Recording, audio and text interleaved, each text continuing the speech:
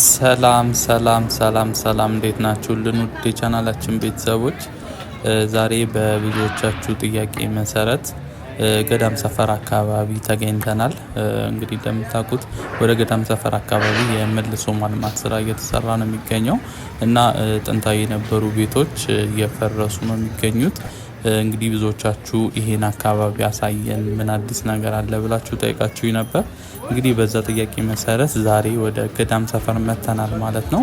ስለዚህ ዛሬ ሙሉን የምንቃኝ ነው የሚሆነው ገዳም ሰፈርን፣ እንዲሁም ደግሞ አካባቢ ያሉትን የተለያዩ ቦታዎችን በደንብ እንጎበኛለን። ስለዚህ እስከ መጨረሻው አብራችሁን ቆዩ። ለቻናላችን አዳዲስ የሆናችሁ ቤተሰቦች ሰብስክራይብ በማድረግ ቤተሰባችንን በመቀላቀል ጀምሩ።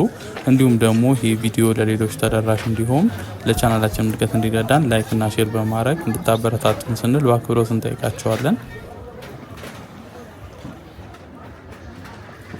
መነሻችንን እንደተመለከታችሁት ከጊዮርጊስ ቤተክርስቲያን ወረድ ብሎ ካለው መንገድ ነው የጀመርነው። ይህ መንገድ ቀጥታ የሚወስደን እየፈረሱ ወዳሉት ቤቶች ነው። አሁን እንደርስበታለን። እንግዲህ እዚህ አካባቢ ነው እየፈረሱ ያሉት ቤቶች። እንግዲህ በጣም የቆዩ ቤቶች ናቸው። በነገራችን ላይ ገዳም ሰፈር የተባለው ከጊዮርጊስ ቤተክርስቲያን መመስረት ጋርና እዛ ያገለግሉ የነበሩ ብዙ ካህናት መኖሪያ ቤታቸው እዚህ ነበረ። እንግዲህ ከዛ በኋላ በከተማችን እድገት ተያይዞ ብዙ ነዋሪዎች እዚህ እየመጡ እየሰፈሩ እንግዲህ ቦታው እየሰፋ መጥቷል ማለት ነው። እንግዲህ በጣም የቆዩ ቤቶች ናቸው እነዚህ አካባቢዎች። እንደምታዩት ይህ አካባቢ አሁን ሙሉ ለሙሉ ተጠርጎ አልቋል ማለት ነው። እንግዲህ ከንቲባችን እንዳሉት ከሆነ እዚህ ቦታ ላይ ብዙ መኖሪያ ቤቶች፣ አፓርትመንቶች እና የተለያዩ ሾፒንግ ሞሎችም ይሰራሉ ተብሏል። እንግዲህ ነዋሪዎችም ቤቶቹ ከተሰሩ በኋላ ተመልሰው ይመጣሉ ወደዚህ የሚል እምነት ነው ያለኝ። እንግዲህ ገዳም ሰፈር ማለት በጣም ሰፊ ነው። አሁን ሙሉ ለሙሉ ሳይሆን የፈረሰው የተወሰነች አካባቢ አሁን ያየናት ቦታ ላይ ነው የቤቶቹ ፈረስ ያለው ማለት ነው እንጂ አብዛኛው ቦታ በነበረበት ነው ያለው። በዚህ በኩል ወርደን ደግሞ ሌላ ዳሰን ሰፈር የሚባል አለ። እንግዲህ አካባቢ ሞቅ ያለ ቦታ ነው። በተለይ ደግሞ ምሽት ላይ ብዙ ጭፈራ ቤቶች ያሉበት አካባቢ ነው። ወደዛም ደግሞ ሄደን ተመልሰን የምናየው ነው የሚሆነው ማለት ነው። እንግዲህ ክረምት ከመግባቱ ጋር ተያይዞ ኃይለኛ ዝናብ ዘንቦ ስለነበረ እንደምትመለከቱት መንገዶቹ ጨቂተዋል።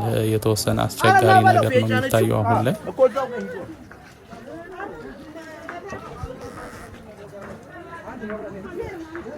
ይህን አካባቢ እንግዲህ ብዙዎቻችሁ በደንብ ታውቁታላችሁ ብዬ አስባለሁ።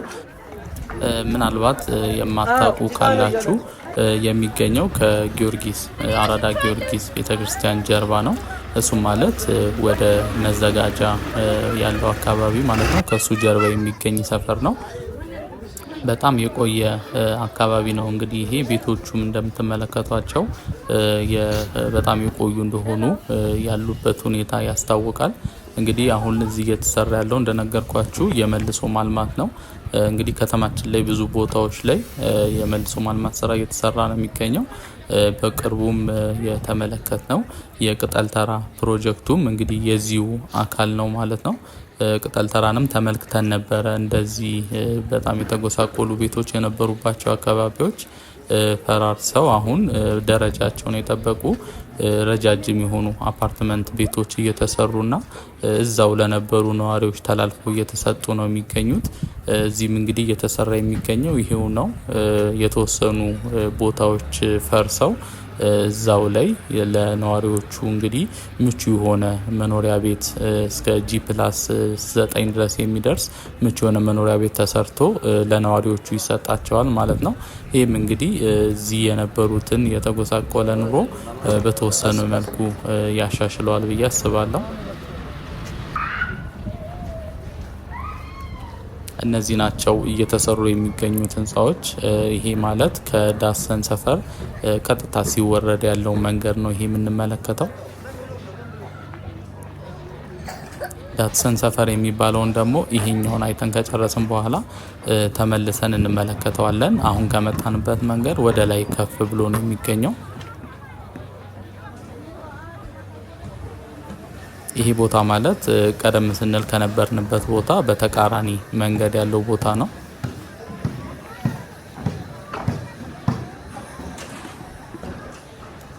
እንግዲህ ይሄ አስፓልት መንገድ ነበረ። በጣም የቆየ አስፓልት ስለሆነ በጣም ተጎሳቅሎ እንደምታዩት እንግዲህ የኖርማል የኮብልስቶን ወይም ደግሞ የአፈር መንገድ ነው የሚመስለው። ቀደም ሲል ግን የአስፓልት መንገድ ነበረ። በጣም ከመጎሳቆሉ የተነሳ ነው እንደዚህ ሊሆን የቻለው።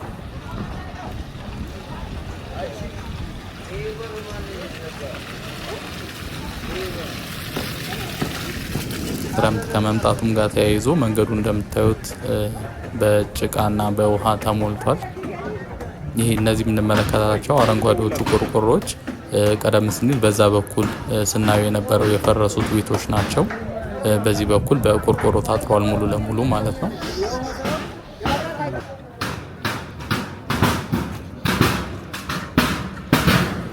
ለቻናላችን አዳዲስ የሆናችሁ ቤተሰቦች ሰብስክራይብ በማድረግ ቤተሰባችንን መቀላቀል እንዳትረሱ።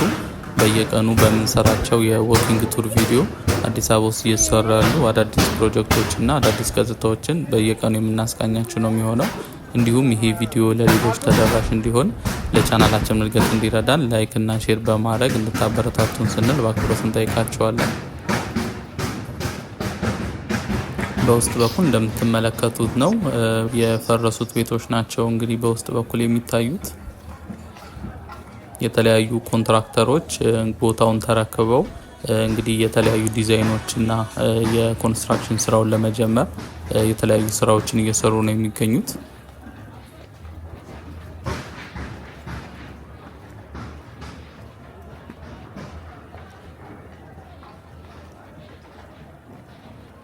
እንግዲህ እዚህ አካባቢ ላይ ከተወሰኑ ወራቶች በኋላ ልክ እንደ ቅጠል ተራው አይነት ህንፃዎች ተሰርተው ለነዋሪዎቹ የሚረከቡ ይሆናል ማለት ነው። ከዛም ባለፈ ደግሞ የሾፒንግ ሞሎችም ተያይዞ እንደሚሰራ ቀደም ብዬ እንደነገርኳችሁ ክብርት ከንቲባችን በጋዜጣዊ መግለጫ ላይ አሳውቀው ነበር።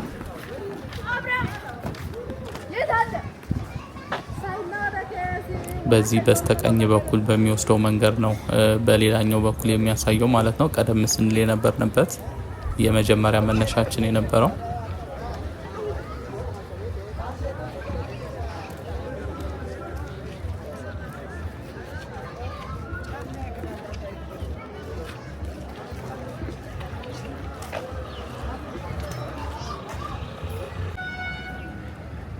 አሁን ወደ ዳትሰን ሰፈር ወደሚባለው መጥተናል። ይህን እየተመለከትን ወደ ታች የምንሄድ ይሆናል ማለት ነው። እነዚህ የምትመለከቷቸው ቤቶች እንግዲህ ወደ ምሽት አካባቢ ላይ አሁን እንደሚታዩት አይደሉም። አሁን ላይ አብዛኞቹ ተዘግተዋል እንደምትመለከቱት። ምሽት ላይ ግን ይከፈታሉ። በጣም ደማቅ የመዝናኛ ቦታዎች ናቸው፣ ጭፈራ ቤቶች ማለት ነው። ይህን መንገድ ቀጥታ ይዘን ሄደን ወደ ገዳም ሰፈር መታጠፊያ ያለ በስተቀኝ በኩል እሱን እየተመለከትን ወደ ታች የምንወርድ ነው የሚሆነው። እንግዲህ የዚህ አካባቢ ልጆች ካላችሁ የምታውቋቸው አዳዲስ ወይም ደግሞ ያልነገርኳችሁ ነገሮች ካሉ ኮመንት ላይ ብታስቀምጡልኝ ደስ ይለኛል። ለሁላችንም መረጃ መለወጫ ይሆነናል ማለት ነው። ይህ መንገድ ቀጥታ ስንሄድ የሚያወጣን ወደ ጊዮርጊስ ቤተክርስቲያን ነው። ገዳም ሰፈር ደግሞ የሚገኘው በዚህኛው መንገድ ወደ ቀኝ ስንታጠፍ ነው ማለት ነው። ስለዚህ እሱን እየተመለከትን ወደ ታች ወደ ገዳም ሰፈር የምንሄድ ይሆናል። እያንዳንዱን ነገር እስከ መጨረሻው አብራችሁን ቆይታችሁ ተመልከቱ። እንግዲህ በጣም ታሪካዊ ሰፈር ነው፣ የብዙዎች ትዝታ ያለበት። ስለዚህ እስከ መጨረሻው አብራችሁን ቆዩ። ለቻናላችን አዳዲስ የሆናችሁ ሰብስክራይብ በማድረግ ቤተሰባችንን መቀላቀል እንዳትረሱ። እንዲሁም ደግሞ ይሄ ቪዲዮ ለሌሎች ተደራሽ እንዲሆን ለቻናላችን እድገት እንዲረዳን ላይክ እና ሼር በማድረግ እንድታበረታቱን ስንል በአክብሮት እንጠይቃችኋለን። ጉብኝታችንን የምንቀጥል ነው የሚሆነው። ብዙ ያላየናቸው ነገሮች አሉ። ስለዚህ እስከ መጨረሻው አብራችሁን ቆይቷችሁ እያንዳንዱን ነገር እንድትመለከቱ ስንል በአክብሮት እንጋብዛችኋለን።